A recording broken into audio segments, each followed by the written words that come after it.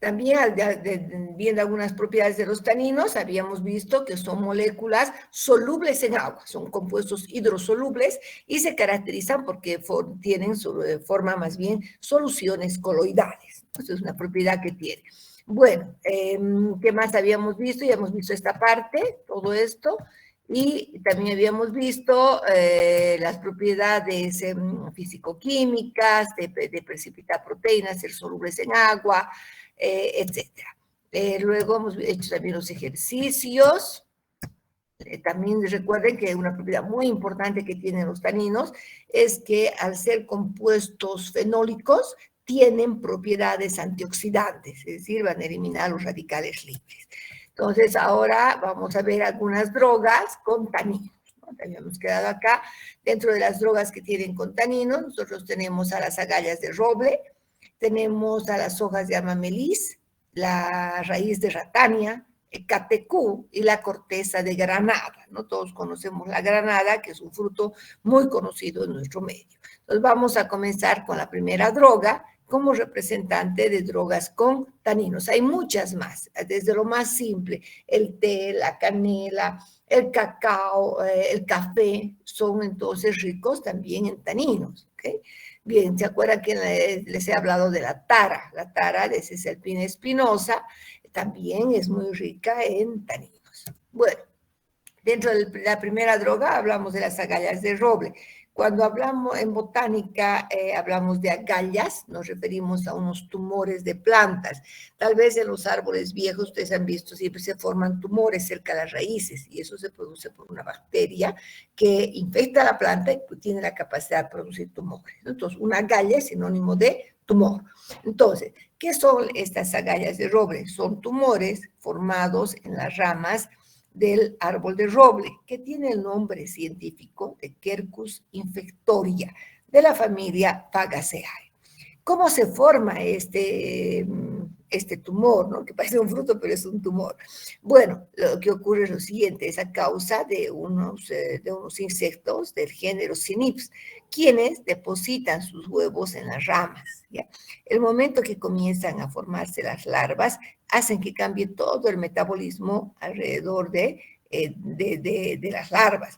Lo que hace entonces que aumente, por ejemplo, la cantidad de azúcares solubles y esto hace que cambie. Entonces, en las células hay un cambio metabólico, lo que hace que se forme, se multiplique, si quieren, de una manera irregular y se comience a formar un tumor denominado agallas, ¿ya?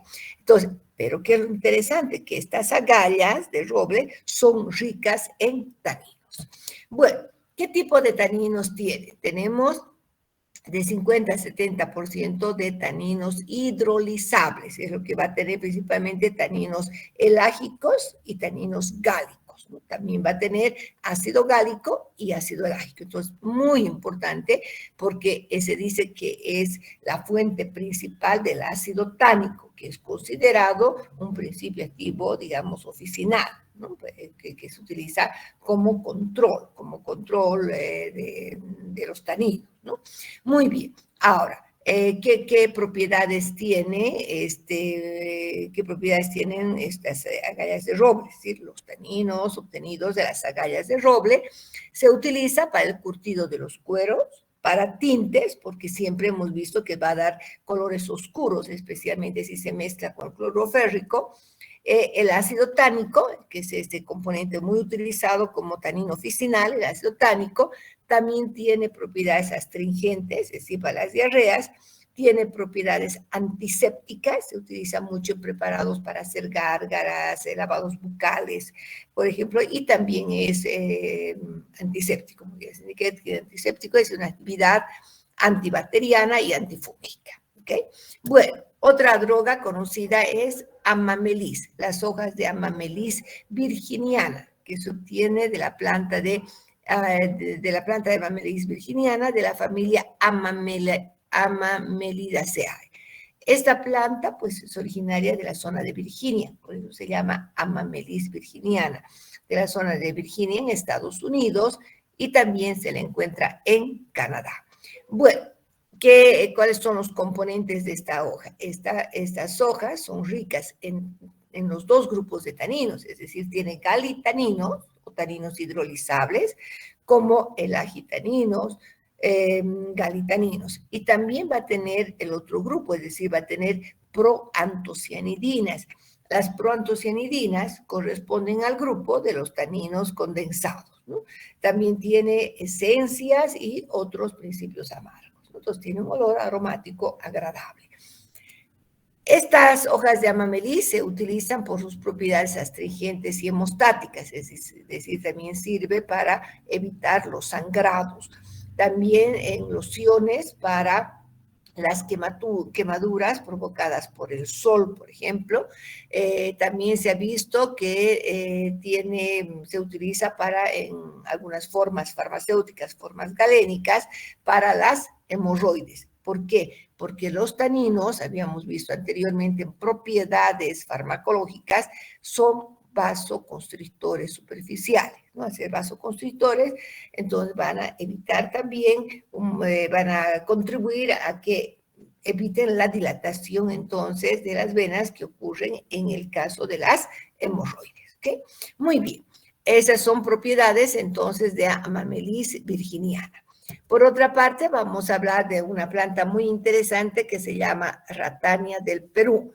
¿Por qué se llama Ratania del Perú? Es la raíz, es una raíz, y nosotros vemos, olvídense las ramas laterales, es decir, de las raicillas laterales, y fíjense que tiene la forma de una cola de rata, por eso se dice Ratania del Perú. Bueno, esta raíz es muy interesante, se lo obtiene en este caso, de un arbusto denominado Crameria triandra, de la familia Crameriaceae. Esta planta es originaria de los suelos andinos y va a crecer muy bien en Bolivia, Ecuador, Chile, ¿no? Se conocen en estos lugares. ¿Qué tipo de taninos tiene? En cuanto a sus componentes, vamos a ver que tiene taninos condensados de 10 a 15%, es decir, taninos catecólicos, especialmente proantocianidinas y prodelfinidinas. No se olviden que los taninos catecólicos o condensados provienen de las unidades flavánicas, ¿verdad? Entonces, muchas propiedades también son similares a los flavonoides. ¿Qué usos tiene esta Ratania del Perú? Se utiliza por sus propiedades astringentes y antidiarreicas. También, al ser del grupo de los taninos, se utiliza para combatir la fragilidad capilar, la insuficiencia venosa, cuando hay un mal retorno de la sangre de los miembros superiores hacia la parte superior del cuerpo, y por supuesto, al igual que la amamelis, también se utiliza para las hemorroides, debido a esa propiedad que tiene de ser vasoconstrictor. ¿Okay? Muy bien, vamos a ver otra planta que todos conocemos. Ustedes saben, en nuestro medio tenemos árboles de granada que crecen muy bien en los valles. El fruto es muy agradable, es muy rico también en antocianidinas, muy rico en antocianidinas, el fruto en sí, no es la pulpa, pero la cáscara del fruto, es decir, el pericarpio desecado, va a tener taninos. Entonces, cuando hablamos de la corteza de granada, nos referimos al pericarpio desecado del fruto de Punica granatum, de la familia Punicaceae. ¿Ya? Entonces, normalmente se presenta, claro, cuando ya está seco, en trozos delgados y curveados. Esta corteza de granada es muy rica en taninos, un 28% de taninos. Tiene especialmente taninos hidrolizables, ¿sí? Dentro de esos taninos hidrolizables va a tener especialmente taninos elágicos. Esto no está, pero lo estoy diciendo, les puedo preguntar en el examen. ¿Ya? Taninos elágicos principalmente, es decir, del grupo de los taninos hidrolizables. ¿Ya? Bueno, en cuanto a las propiedades, es astringente, es un excelente antibacteriano y es muy utilizado para las diarreas. Normalmente se hacen infusiones o decocciones para las diarreas. Bueno, tenemos una última droga del grupo de los taninos, que es el catecú o gambir. Podemos decir que es el extracto acuoso elaborado a partir de las hojas de Uncaria gambir, de la familia de las Rubiaceae. Es una planta nativa de Malasia, tiene especialmente taninos catecólicos, 7.33% de taninos y 22 a 50% de ácido catecutánico. También tiene algo de flavonoides, ¿no? La quercitina, y también tiene gambirfloreseína. Entonces, va a tener taninos especialmente del grupo de los taninos catecólicos. Este cantecú o gambir de la zona oriental prácticamente tiene propiedades como astringentes, es decir, también se utiliza como antidiarreico, como tinte y como agente curtiente, muy utilizado en estas zonas y también es considerada una droga oficinal. ¿Bien? Bien, ahora antes de pasar a las cumarinas, vamos a ver un video corto, bonito, sobre las propiedades de los taninos, especialmente para que recuerden estas propiedades. Entonces, voy a dejar de compartir un momento y voy a pasar. Tengo que dejar de presentar ya. Voy a aumentar el volumen y les voy a pasar el video. Es un video de 4 minutos, pero atiendan, por favor, presten atención.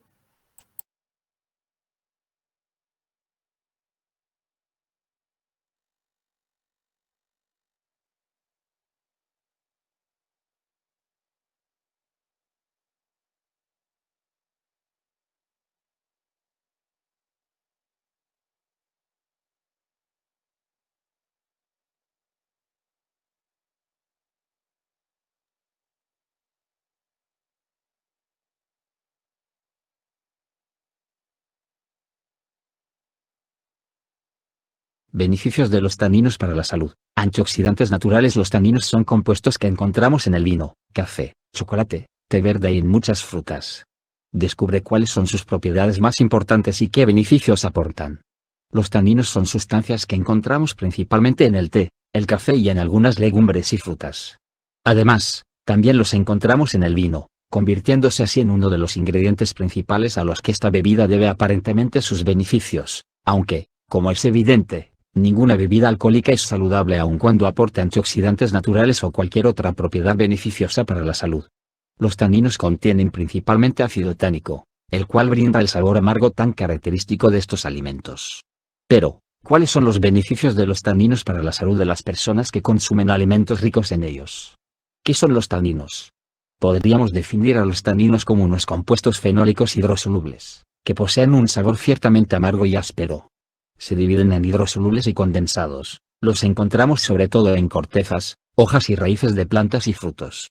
Descubre, los taninos del vino, propiedades. Aunque en los últimos años estos compuestos se han popularizado por el aumento del interés por parte de muchas personas en la conocida como cultura del vino, ya que encontramos una gran cantidad de estas sustancias en esta tradicional bebida, no es el único donde los encontramos.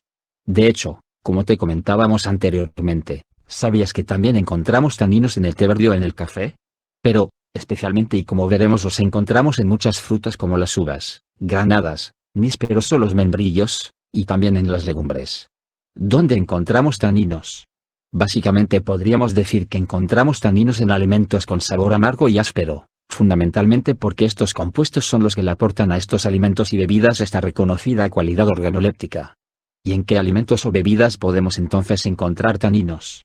Frutas, destacan especialmente las uvas, además de la granada, el membrillo, los nísperos, la manzana y los caquis. Café, es otra bebida conocida por su contenido en taninos. De hecho, es uno de los compuestos que confiere a esta bebida su característico sabor amargo. Algunos tés, en especial el té verde y el té negro. Chocolate, aunque no lo creas, tradicional y originalmente el chocolate es amargo, y el tanino es quien le aporta esta cualidad. Vino tinto. Se sabe que la presencia de taninos en esta bebida, al igual que en jugo de uva, es el ingrediente principal que le confiere sus reconocidas cualidades cardiosaludables. Beneficios de los taninos en la salud. Acción cardiosaludable. Los taninos poseen una reconocida acción cardiosaludable. Esto significa que poseen un efecto saludable sobre la salud de nuestro corazón, además de ser útiles para prevenir niveles elevados de colesterol alto. De hecho, distintos estudios científicos han constatado que una dieta con consumo regular de alimentos y bebidas ricos en taninos ayuda a reducir el colesterol total y el colesterol LDL. Te va a gustar, los beneficios de comer chocolate negro diariamente. Cualidades antioxidantes. Los taninos son también antioxidantes naturales, de manera que son especialmente útiles a la hora de reducir la acción tan negativa de los radicales libres. Esta cualidad se traduce en algo importantísimo: ayudan en la prevención de enfermedades degenerativas. Eficaces contra las diarreas y los gases. Aunque no lo creas, ¿sabías que los taninos también poseen propiedades astringentes y antiinflamatorias? Gracias a ello ayudan naturalmente a la hora de desinflamar la mucosa intestinal, siendo útil en caso de diarrea infecciosa, los gases y flatulencias y los cólicos intestinales. Útiles contra coágulos y hemorroides. Los taninos también actúan como anticoagulantes y antihemorrágicos locales, por lo que ayudan a evitar que la sangre se coagule. Además, gracias a esta propiedad, son ideales contra las hemorroides. Propiedades de los taninos, en resumen, causan una acción astringente. Protegen frente al cáncer. Realizan una actividad antinutritiva sobre el hierro, el calcio, vitaminas del grupo B12 y B1, y sobre las proteínas. Cuentan con virtudes antifungicidas. Propiedades antibacterianas. Ideal contra las diarreas.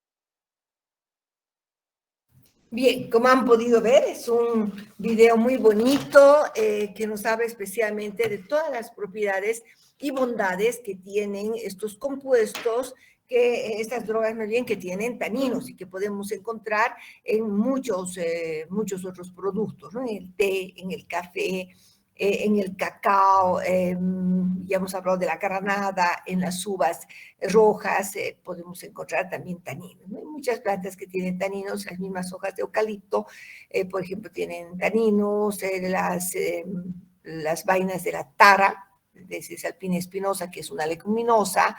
Luego encontramos el quebracho colorado, que se utiliza para las quemaduras. En el caso de quemaduras, se hace una decocción y con eso se pueden lavar las quemaduras. Han dado excelentes resultados por ensayos que se han hecho. Bien, entonces ya habiendo visto un poco para recordar las propiedades de los taninos, vamos a continuar con las cumarinas.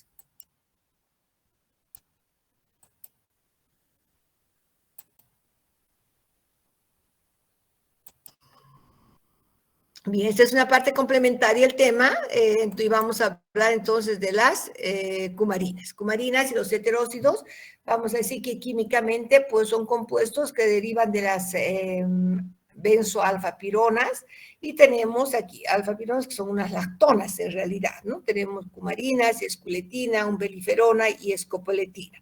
Y vamos a ver algunas propiedades. Se conocen aproximadamente 1000 cumarinas diferentes, ¿no? Entonces se han encontrado en 150 especies, especialmente en la familia de las umbelíferas. Tienen un olor característico a heno fresco, es el alimento del ganado, ¿no? Que utilizan, y se encuentra en muchas leguminosas. Si ustedes ven ese olor típico al alfa cuando pasamos a veces por el mercado, ¿no es cierto? Cuando están vendiendo alfa, es un olor así como humedad especial. Ese es el olor a heno. Bueno, entonces, el interés terapéutico es limitado, sin embargo, se ha estudiado bastante a las drogas que tienen cumarinas. En realidad es utilizado como venotónico, es decir, para proteger también, mejorar la circulación venosa, protector vascular, y también tiene la propiedad de factor P. Es decir, también actúa al igual que los taninos y los flavonoides, disminuye la fragilidad capilar. Entonces pueden ver que esta propiedad de vitamina P o factor P encontramos en varios metabolitos secundarios, ¿no? La umbeliferona que se ha encontrado en el apio, por ejemplo, se sabe que tiene una actividad antibiótica, ¿no? Es decir, una actividad antibacteriana. Bueno, ¿qué drogas contienen cumarinas? La abatonca, que es una leguminosa, son semillas desecadas de Dipterix opositifolia, de la familia de las Leguminosae. Tengo yo abatonca en la facultad, pero es de hace más de 40 años. Cuando yo llegué hace 30 años a la facultad, pues ya había estas drogas oficinales que la doctora de entonces había comprado, porque se podía en esa época, ahora es más complejo poder adquirir esas drogas oficinales, ¿no?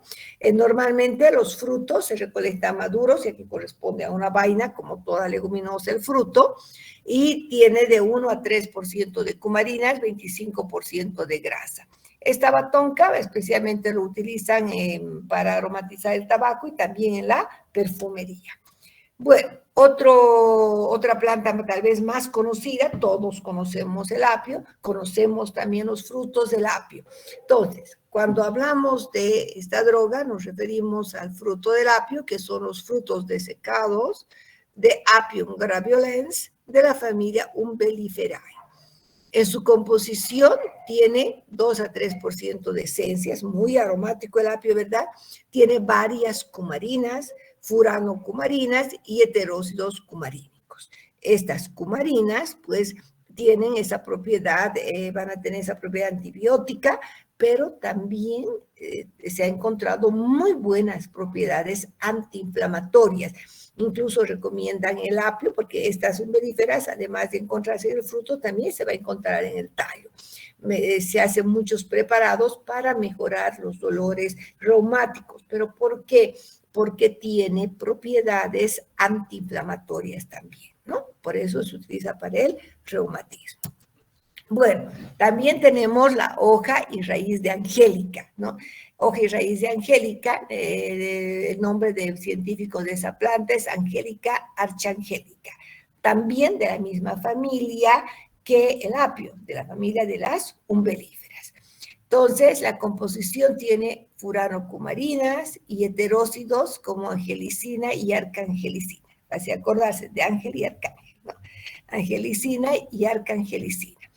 En realidad se utilizan como vasodilatadores coronarios y la raíz es muy utilizada con buenas propiedades para el tratamiento de la bronquitis, es decir, va a disminuir la inflamación también a nivel de los bronquios, ¿no? Entonces son estos usos que tienen estas plantas que poseen cumarinas, que vienen a ser un tipo de lactonas. Bien, hasta aquí habríamos terminado el tema entonces de taninos y cumarines, de taninos y cumarines. ¿Bien?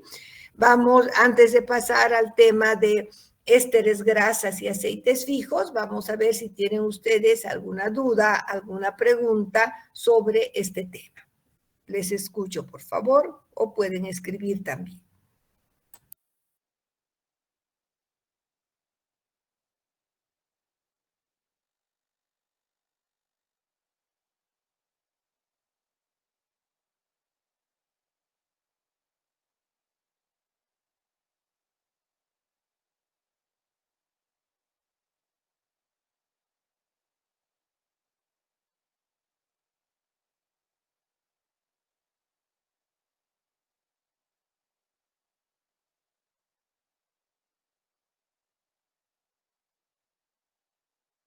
Bien, si no hay dudas ni preguntas, entonces pasamos al siguiente tema, que es el tema número 14. Vamos a hablar de ésteres, grasas y aceites fijos. Entonces, es un tema también muy bonito, van a prestar atención, por favor. Les voy a pasar unos videos bien interesantes y después también vamos a hacer unos ejercicios. Bueno, entonces vamos a comenzar con este tema y yo voy a hablar de ésteres, grasas y aceites fijos. Para esto, previamente debemos recordar lo que ustedes han visto en orgánica y también en bioquímica, es decir, qué son los ácidos grasos, ¿no? Porque no se olviden que una grasa es un triacilglicérido, un aceite fijo es un triacilglicérido. Entonces, que están formados por ácidos grasos y glicerol. Entonces, en este entendido, necesitamos recordar el concepto de ácidos grasos. Vamos a ver que los ácidos grasos son ácidos orgánicos que se caracterizan por poseer uno o más grupos carboxílicos y se representa como RCOOH, ¿no? Entonces, la representación de un ácido graso. Normalmente predominan en la naturaleza los ácidos grasos con un número par de carbonos. Ahora, ¿Dónde se encuentran estos ácidos grasos? Los encontramos en realidad en todos los organismos vivos, pueden encontrarse libres o también como siendo parte de las grasas, de los aceites fijos, de las ceras y también como resultado de la hidrólisis de estos compuestos. Estos ácidos grasos pueden ser saturados o pueden ser insaturados. Pueden ser saturados como el ácido palmítico o insaturados como el ácido oleico. Cuando hablo de un ácido graso insaturado es que va a tener la presencia de dobles enlaces entre carbonos y carbonos. Bien, pues vamos a ver un ejemplo, ¿no? De los ácidos grasos más comunes. Tenemos el ácido graso más pequeño, es el ácido acético, que tiene 2 carbonos. Estos ácidos grasos, casi todos, van a ser monocarboxílicos, es decir, tienen un solo grupo carboxílico. Tenemos el ácido acético con 2 carbonos, el butírico con 4, el caproico con 6, caprílico con 8, cáprico con 10, láurico con 12, mirístico con 14, el ácido palmítico tiene 16 carbonos. También hay el ácido palmitoleico. Cuando ya digo oleico, es que va a tener un doble enlace, ¿no? Puede tener uno o más dobles enlaces. El ácido palmitoleico, es decir, en el carbón 6 y 7, entre 6 y 7, tenemos la presencia de un doble enlace.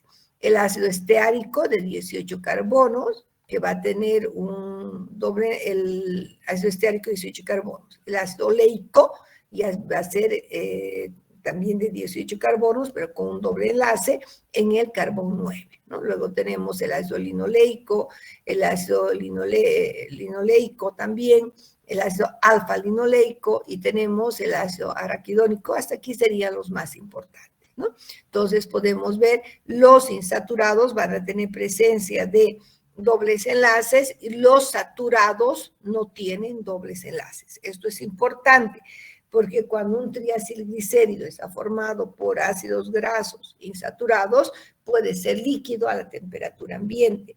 Y si está formado especialmente por ácidos grasos saturados, puede ser sólido como las grasas.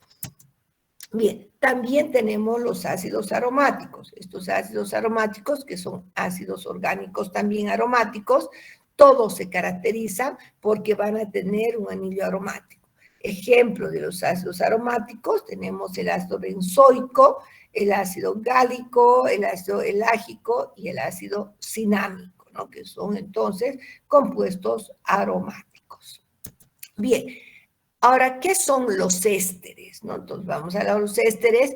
Resultan, pues, de la unión de un grupo oxidrilo con un grupo carboxilo de otro compuesto con la pérdida de una molécula de agua. Entonces, esta reacción es reversible y en el caso de las plantas pueden ser controlados por las enzimas esterásicas. Se conocen muchos grupos y los que se forman por acilación o acetilación de un grupo alcohólico también son muy comunes, ¿no? Entonces, aquí tenemos un ejemplo de los ésteres que hemos indicado. Cada grupo oxidrilo puede unirse con un carboxilo de otra molécula, que en este caso es un ácido graso, liberando una molécula de agua por cada enlace éster que se forma. Ejemplo, vamos a tener las grasas, vamos a ver dentro como ejemplo de compuestos con ésteres, tenemos a las grasas y a los aceites fijos. Las grasas y aceites fijos resultan de la unión del glicerol con ácidos grasos. Ahora, si estos ácidos grasos son saturados, vamos a tener las grasas, ¿no? Es decir, que son sólidos a la temperatura ambiente y especialmente van a ser de origen, van a ser entonces de origen animal. Los aceites, entonces, van a estar formados por el glicerol con ácidos grasos, especialmente ácidos grasos insaturados, y van a ser entonces líquidos a la temperatura ambiente, ¿ya? Estas grasas y aceites fijos se obtienen de vegetales o de animales, se utilizan en la farmacia, en la industria alimentaria, también en la industria cosmética y también como alimentos, ¿no? Porque se van a encontrar, por ejemplo, son una fuente energética, ¿no? Las grasas y los aceites fijos.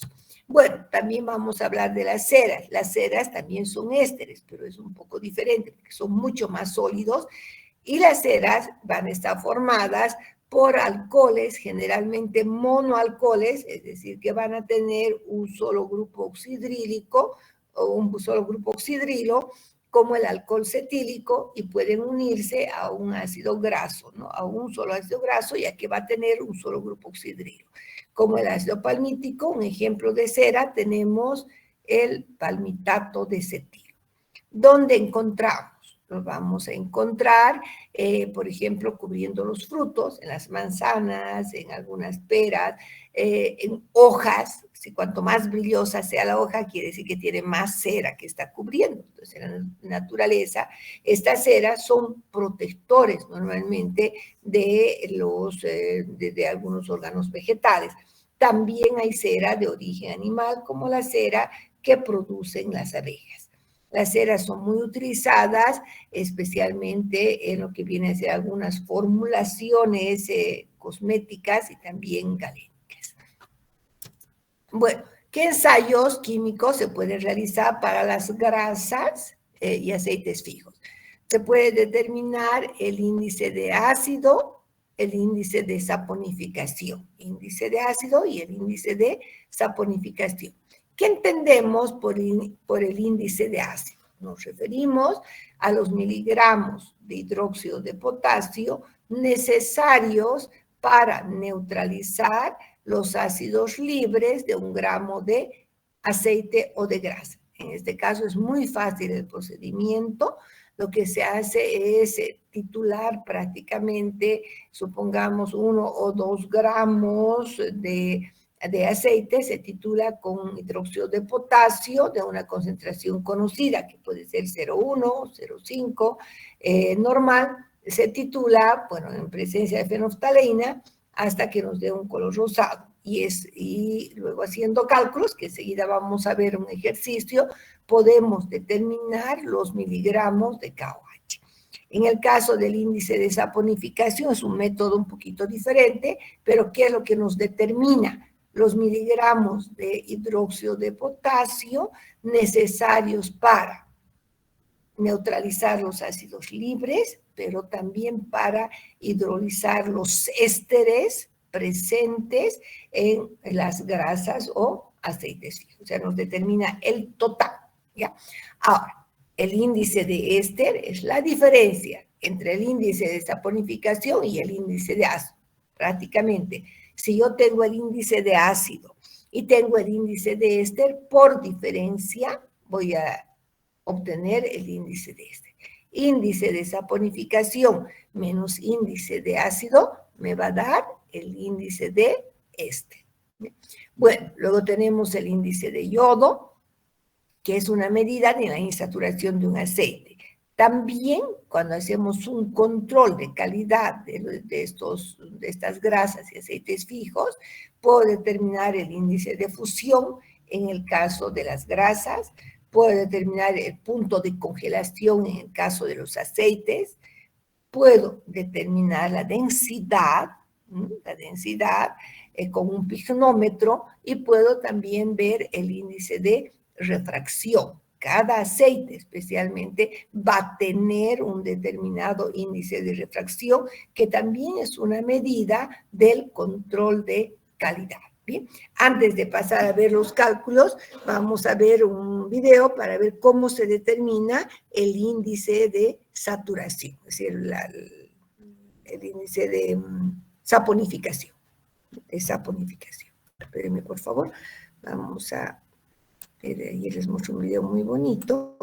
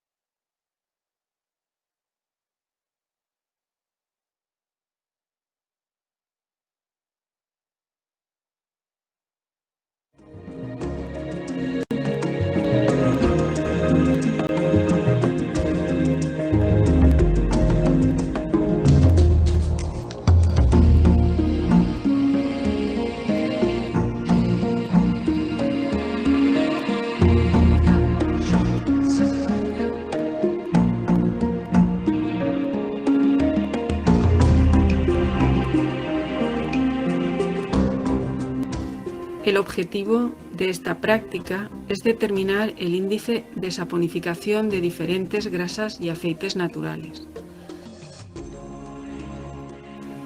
Las muestras que vamos a ensayar son aceite de girasol, aceite de oliva, aceite de maíz, mantequilla y margarina.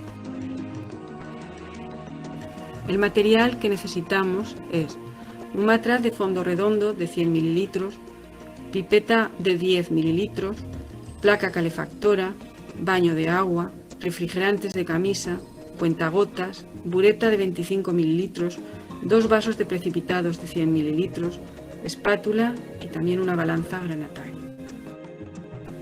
Los reactivos que necesitamos son hidróxido potásico 0,5 molar en disolución etanólica, ácido clorhídrico 0,5 molar y fenolftaleína al 1%. El procedimiento que vamos a seguir es: primero pesamos 1,5 gramos de aceite o grasa en el balón de 100 mililitros. Después añadiremos 20 mililitros de una disolución etanólica de hidróxido potásico 0,5 molar. Introducimos una varilla agitadora y acoplamos el matraz a un refrigerante poniéndolo a reflujo en un baño de agua durante 30 minutos, siempre con agitación continua. Seguidamente preparamos de igual forma otro balón, pero sin añadir la muestra. Esta segunda preparación es la que utilizamos como blanco.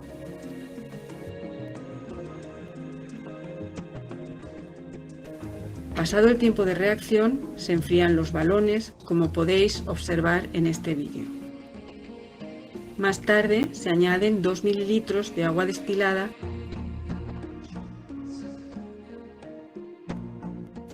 Añadimos también 2 gotas de fenolftaleína al contenido de cada balón y valoramos con clorhídrico 0,5 molar.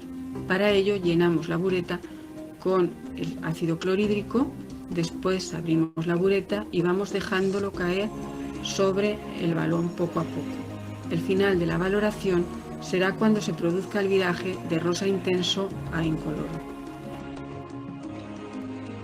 Anotad los mililitros gastados y realizar los cálculos tal y como se os indica en el boletín de prácticas.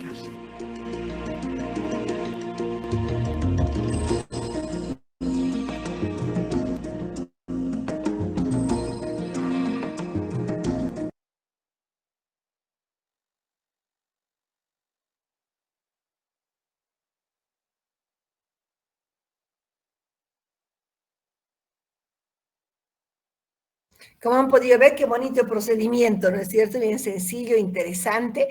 En este caso, prácticamente se tiene que restar los mililitros gastados en el blanco, menos los mililitros, digamos, que quedarían prácticamente, ¿no es cierto? Los mililitros gastados en el ensayo, para determinar la cantidad de hidróxido de potasio, porque no se olviden que es una reacción estequiométrica, ¿no? Entonces, eso nos va a dar los ml de hidróxido de potasio utilizados tanto para neutralizar los ácidos libres como para hidrolizar los ésteres presentes en estos aceites. Bueno, ahora vamos a ver entonces unos ejercicios donde vamos a aplicar estos conceptos. Primero vamos a ver el índice de ácido, que es bien sencillo, y luego vamos a hacer el índice de saponificación también. Vamos a ver, esperen. Entramos aquí. Okay. Y hemos visto cómo se realizan los cálculos. Veremos en este caso primero el índice de acidez. Dice aquí en este ejercicio, nos dice calcular el índice de ácido de un aceite considerando que se utilizó 2 gramos del aceite y en la titulación con hidróxido de potasio 0,5 normal se gastó 0,2 mililitros.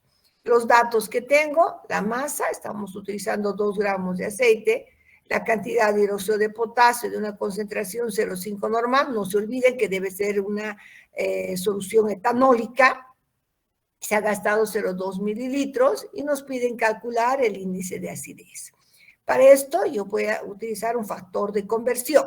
Entonces, hemos utilizado 0,2 mililitros de KOH con una concentración de 0,5 normal, que significa que 1000 mililitros tenemos 0,5 equivalentes de KOH, y un equivalente de KOH tiene 56 gramos de hidróxido de potasio.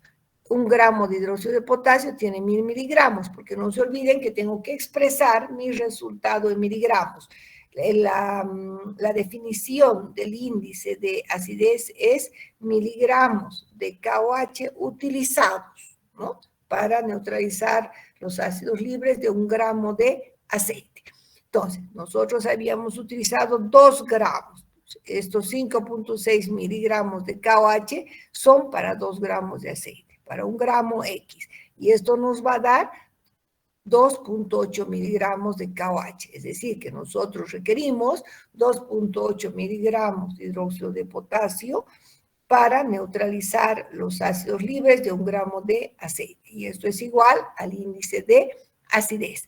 También puedo calcular directamente utilizando una fórmula, donde nos dice que los mililitros, el volumen gastado de KOH en la neutralización del aceite, ¿no? Entonces, el volumen, tengo que anotar el volumen utilizado por la concentración de KOH, que está, en este caso va a ser 0,5 por 56. Entonces, reemplazando sobre la masa. Reemplazando los datos, tenemos 0,2 mililitros de KOH por la concentración de 0,5 por 56, que sería en este caso, aquí estamos, este control, dividido entre 2, que sería la masa utilizada. Entonces, el resultado va a ser exactamente el mismo. Es decir, nos va a dar 2.8. Un ratito, creo que no estoy compartiendo volumen. Ah, no sé, pensé que no estaba, creo que alguien me hizo una pregunta. Ya, a ver, terminaremos de explicar, ¿ya? Bueno. Entonces, les decía que el resultado va a ser exactamente el mismo si lo hago por factor de conversión o utilizando la fórmula. Entonces, vamos a tener como resultado 2.8 miligramos de KOH para 1 gramo de aceite, ¿bien? Esto es, un minutito, creo que alguien me escribió, vamos a ver. Ya, pensé que alguien había preguntado algo. Bueno, veremos el otro ejercicio más entonces.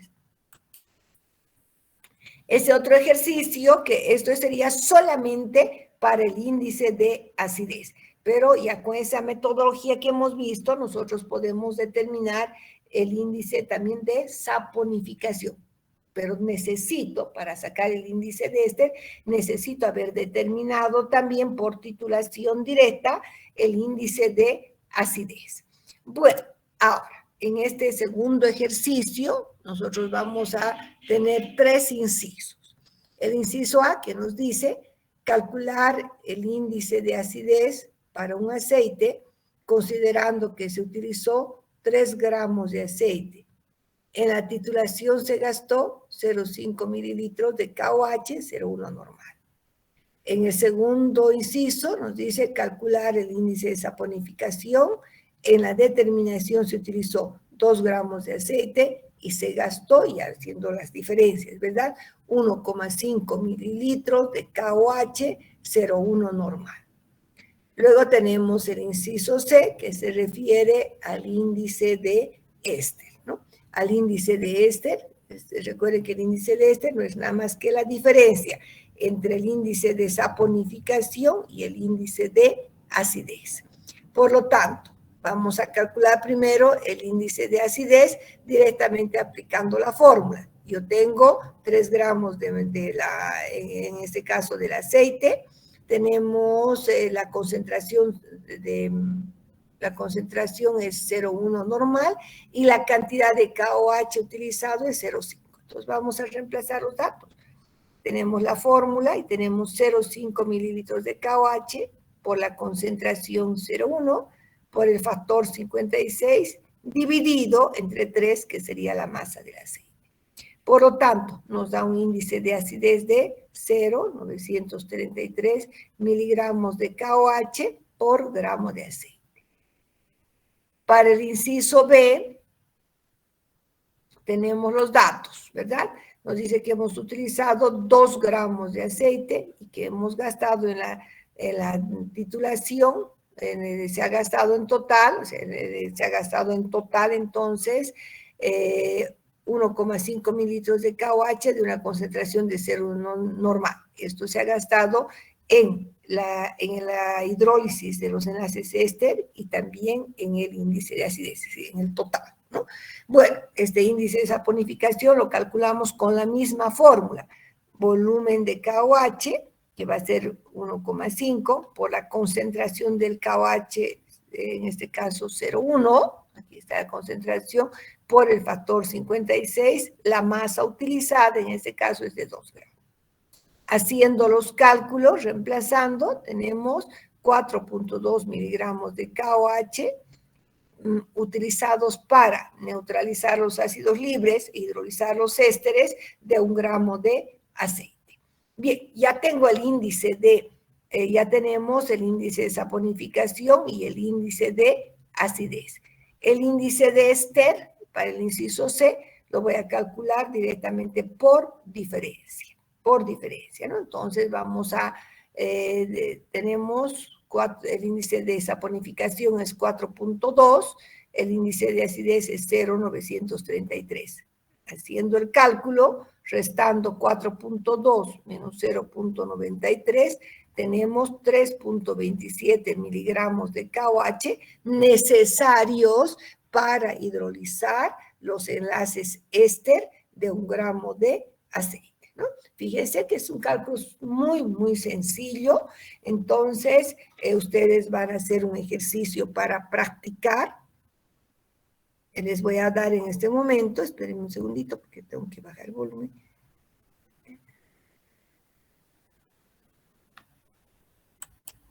Ya, les voy a dar un tiempo de 8 minutos para que puedan hacer el ejercicio.